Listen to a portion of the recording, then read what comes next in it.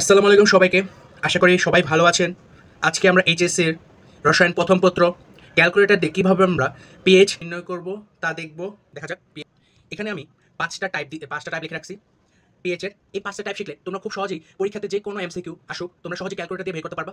তার জন্য তোমাদের প্রথমে একটা থিওরি মানে সূত্র জানতে হবে, ঠিক আছে? এই সূত্রটা হচ্ছে জানতে হবে, সেটা হচ্ছে পিএইচ ক্যালকুলেটরে আমরা এখানে এই যে পিএইচ এর ক্যালকুলেটরটা বসাবো, ঠিক আছে? এখন দেখো, পিএইচ হচ্ছে minus log of E into alpha into C, ঠিক আছে? ঠিক আছে, এখানে ইটা কি? এটা হচ্ছে তুল্য সংখ্যা, এবং আলফাটা কি? এখানে আলফাটা হচ্ছে বিয়োজন মাত্রা, এবং সিটা হচ্ছে ঘনমাত্রা, ঠিক আছে? আমরা সামনে ক্যালকুলেটর দেখবো। এখন চলো এক নম্বর ম্যাথটা আমরা দেখি। এক নম্বর ম্যাথে কি বলছে আমাদের? বলছে 0.01 মোলার HCl, 0.0 মোলার HCl কে দ্রবণের পিএইচ কত, ঠিক আছে? এটা বলছে আমাদের 0.01 মোলার HCl। এখন আমরা প্রথমে আমাদের সূত্রটা দেখো, এই যে সূত্রটা আমরা সূত্রটা কি? লগ অফ ক্যালকুলেটর বসাবো আলফা সি, এটা আমাদের সূত্র, ঠিক আছে?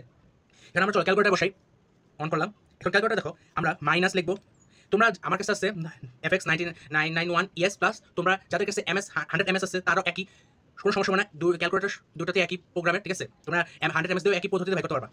এখন দেখো পিএইচটা আমার মাইনাস বসেছি, মাইনাস, এখন লিখবো লগ, মাইনাস লগ, এখন আসছে ব্রেকেট। এখন দেখো এখানে যে এটা কি? এটা হচ্ছে তুল্য সংখ্যা, এটা হচ্ছে তুল্য সংখ্যা। এখন তুল্য সংখ্যাটা কি? আমাদের তুল্য সংখ্যা সম্পর্কে জানতে হবে। এখন চলো, এই যে এখানে এটা হচ্ছে এসিড, ঠিক আছে?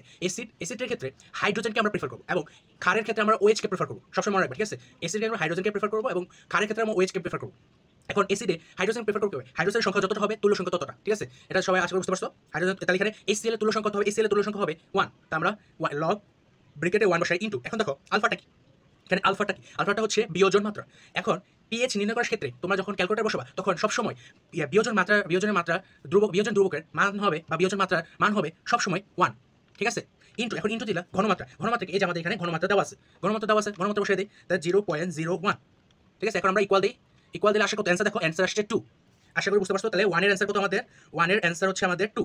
এটা তোমরা সহজেই এই এমসিকিউতে বের করতে পারবা। যদি তোমাদের এমসিকিউতে, সচরাচর এমসিকিউতে আসে, আর বড় ইয়াতে সৃজনশীলে দুইটা মিশ্রণ আসে, ঠিক আছে? দুইটা দ্রবণ থাকে, দুইটা দ্রবণ মিশ্রণ এটা আসে, আর এমসিকিউতে এগুলো সচরাচর আসে।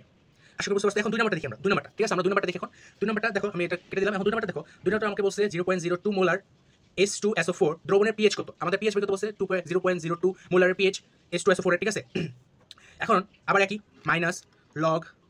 এখন দেখো তুল্য সংখ্যা কত হবে আমাদের? প্রথমে তো সূত্রের ইয়াতে তুল্য সংখ্যা কত হবে? তুল্য সংখ্যা হবে 2 ইনটু, আমরা কি বলছিলাম বিয়োজন মাত্রা সবসময় 1 হবে, ক্যালকুলেটর যখন বসাবো সবসময় 1, ঠিক আছে? আশা করি বুঝতে পারছো। এবং ঘনমাত্রা কত হবে? ঘনমাত্রা দেওয়া আছে 0.02, ঠিক আছে? আমাদের অ্যান্সার কত আসছে? 1.397, 1.397 বা 1.4 বলা যায়, এটা অ্যান্সার, ঠিক আছে? আমাদের এটা অ্যান্সার।